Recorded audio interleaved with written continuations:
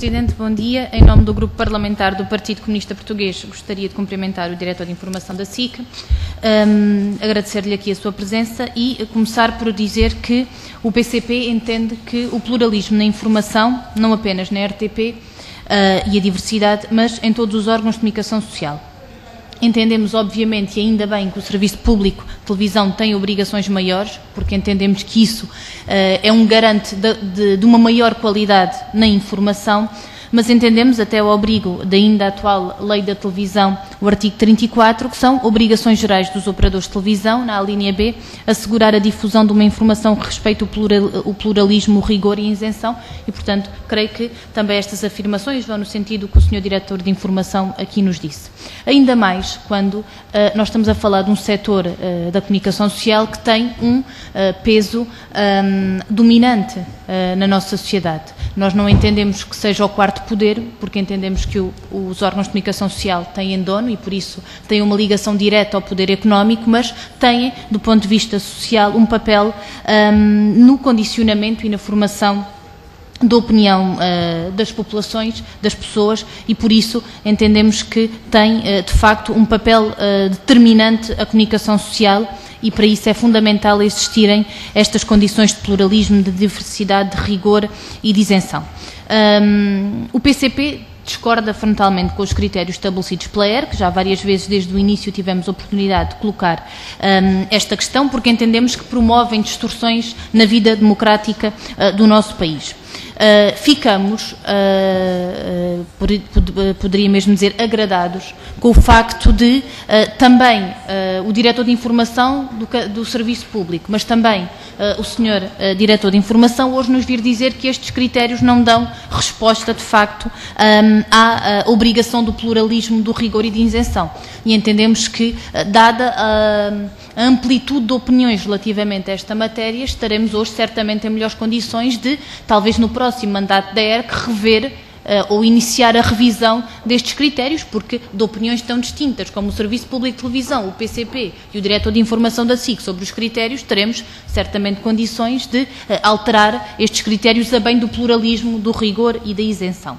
Dizer que nós também não entendemos que o pluralismo e a diversidade se meçam apenas nas notícias e os espaços de análise e de comentário que assumem também, à luz do que é hoje a comunicação social, sobretudo televisiva, um espaço muito importante, devem também obedecer a estes critérios. E por isso não podemos deixar de assinalar que é demasiado evidente a presença massiva no comentário e na opinião da hegemonia do Partido Socialista e do Partido Social Democrata, não apenas em figuras atualmente ligadas a estes dois partidos, nem ideologicamente, mas também em governantes que ou há pouco tempo ou há mais tempo tiveram associados estes dois partidos. E, portanto, no que diz respeito ao pluralismo ideológico até e à diversidade, nós hoje temos uma presença massiva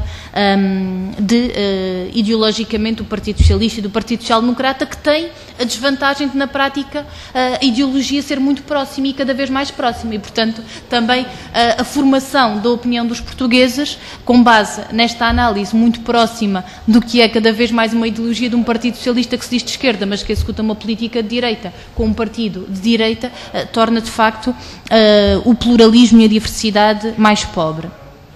Dizer que, no que diz respeito ainda às questões da liberdade democrática e do funcionamento dos órgãos de comunicação social, nós não, obviamente que não separamos essa realidade da concentração da propriedade dos órgãos de comunicação social, também dos direitos dos jornalistas e do funcionamento dos seus mecanismos de ação coletiva, nomeadamente os funcionamentos do Conselho de Redação e de outros instrumentos importantes da ação coletiva dos jornalistas. É obviamente que vimos com muita preocupação um cenário de precariedade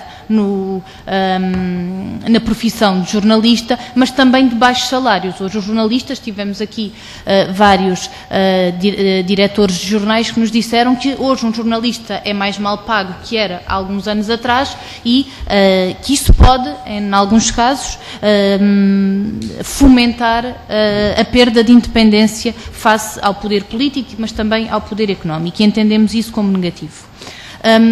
Bem sei que o senhor não é presidente do Conselho de Administração do Grupo Impresa, mas eu gostaria de lhe colocar uma questão, porque recentemente veio à opinião pública a informação de que teria havido, por decisão do Conselho de Administração, creio... Peço que conclua, Concluo já, Sr. Presidente, obrigado.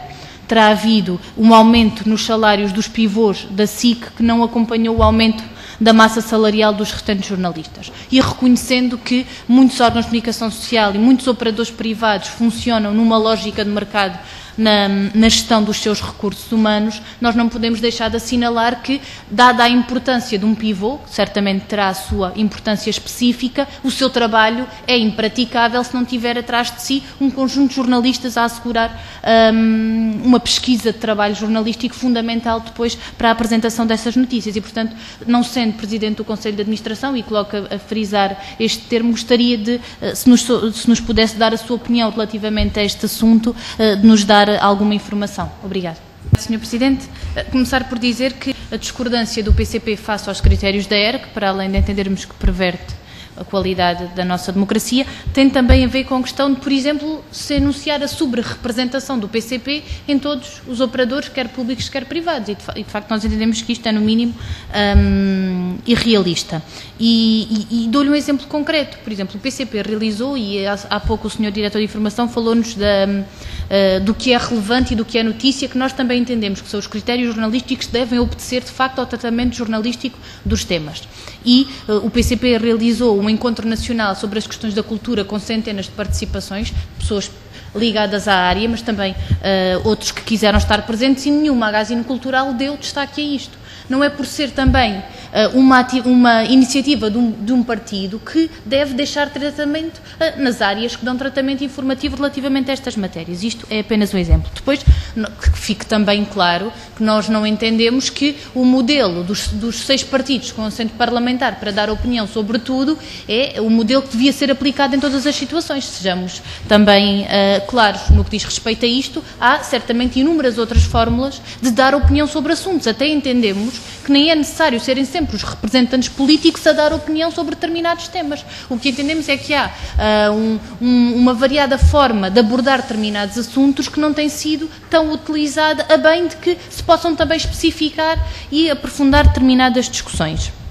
A questão do comentário, e eu há pouco, quando o Sr. Presidente repetiu, a questão era relativamente às questões do comentário, de hegemonia de pessoas ligadas ao PS e ao PSD, tem a ver com esta questão de que nós entendemos que hoje em dia isso, apesar dos temas da abordagem das questões da justiça, como bem disse, da economia, da sociedade, da cultura, se tivermos sempre o mesmo tipo de visão na abordagem dos problemas, a riqueza da discussão e dos argumentos que são aprofundados é sempre mais limitada. E é neste ponto de vista que colocamos que, de alguma forma, isso coloca em causa o princípio do pluralismo e da diversidade. E, na nossa opinião, do PCP, pouco adianta se são homens ou são mulheres, porque se forem só mulheres do PS ou do PSD, isso não resolve absolutamente nada. Em relação à concentração, eu acompanho e tenho todo o respeito pela opinião que o Sr. Diretor de Informação nos deu aqui sobre a questão da concentração dos órgãos de comunicação social. Nós temos uma opinião diferente, mas dizer que se entende que, de alguma forma, a concentração da propriedade pode ter consequências na qualidade da informação,